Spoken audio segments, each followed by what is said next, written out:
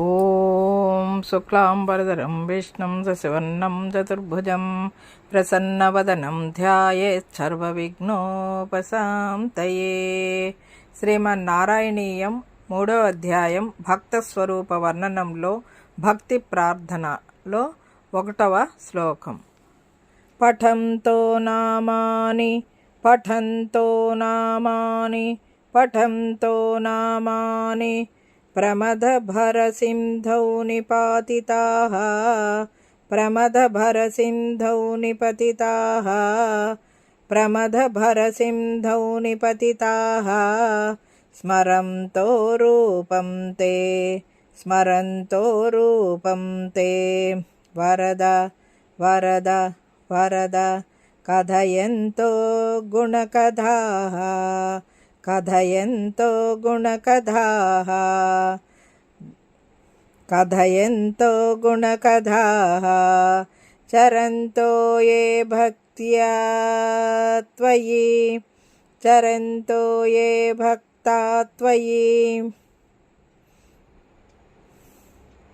చరంతో ఏ భక్తా త్వయి ఖలు రమం తే పరమమూన్ ఖలు రమం తే పరమమూన్ ఖలు రమం తే పరమమూన్ అహం ధన్యాన్మన్యే అహం ధన్యాన్మన్యే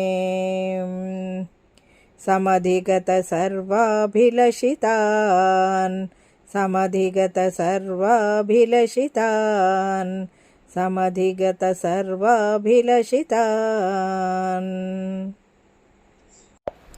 పఠంతో నామాని పఠంతో నామాని ప్రమదభరసింధౌ నిపతితాః స్మరంతో రూపం తే వరద కథయంతో గుణకథాః చరంతో ఏ భక్తాస్త్వయి ఖలు రమం తే పరమమూన్ అహం ధన్యాన్మన్యే సమధిగత సర్వాభిలషితాన్.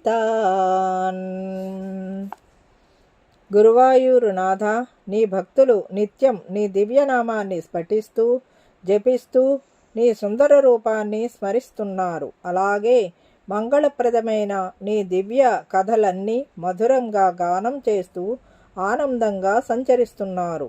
అలా ధ్యానించే నీ భక్తుల కోరికలన్నీ నీవు తీరుస్తావు. నీపై భక్తి వల్ల కోరికలు తీరిన భక్తులు ఎంతో ధన్యాత్ములని నేను భావిస్తాను. ఇదండి ఈనాటి వీడియో. ఈ వీడియో కనుక మీకు నచ్చినట్లయితే లైక్ చేయండి, షేర్ చేయండి, కామెంట్ చేయండి, సబ్స్క్రైబ్ కూడా చేయండి. Thank you very much.